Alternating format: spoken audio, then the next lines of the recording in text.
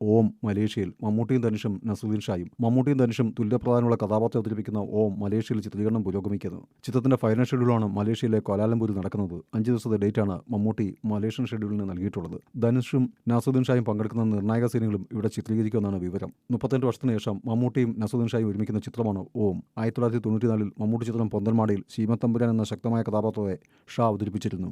നസറുദ്ദീൻ ഷാ അഭിനയിച്ച ഏക മലയാള ചിത്രമാണ് ടി.വി. ചന്ദ്രൻ സംവിധാനം ചെയ്ത പൊന്തന്മാട.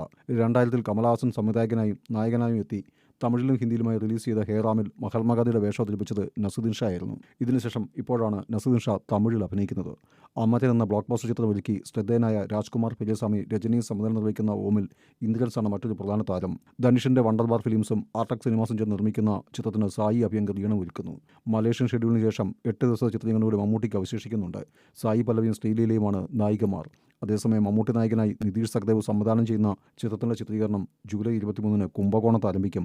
അൽഫോൺസ് പുത്രനാണ് മറ്റൊരു പ്രധാന താരം.